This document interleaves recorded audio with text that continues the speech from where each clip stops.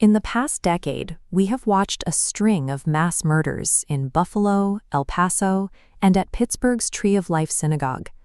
The perpetrators of these specific attacks were explicitly motivated by Great Replacement theory, the paranoia that white populations are being systematically replaced by minorities.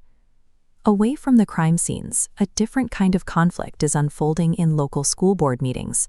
Politicians and parents are currently pushing to ban history books, pass strict anti-LGBTQ+ laws, and promote traditional gender roles in the classroom.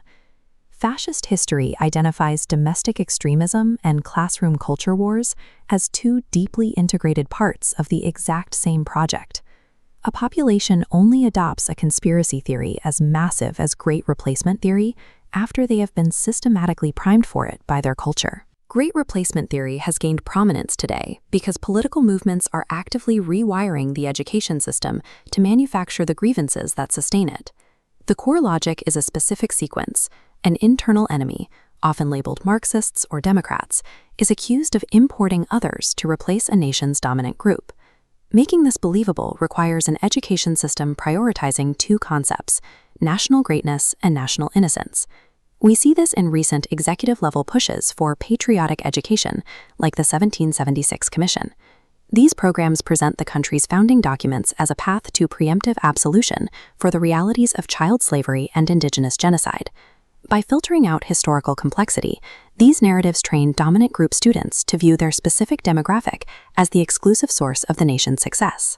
When a person is taught that the nation is perfect, specifically because of their demographic, any change in that population is perceived as an apocalyptic threat to the nation's existence.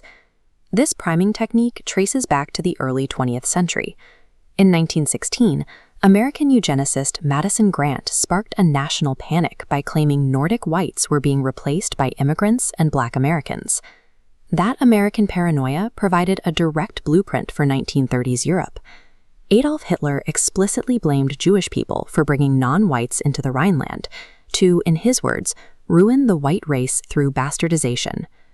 Both the American eugenics movement and the Nazi propaganda machine relied on a pre-existing education system that already heavily emphasized national supremacy and militarism. Despite the different contexts, the engine driving Great Replacement theory remains the same: the weaponization of demographic grievance among a dominant group. When a movement believes its status is being erased by the fertility of minorities, it fights back by seizing control of gender roles and reproduction. This demographic panic fuels the modern promotion of the tradwife lifestyle, the idea that a woman's primary duty is motherhood and staying out of the professional workforce to increase the dominant group's birth rate.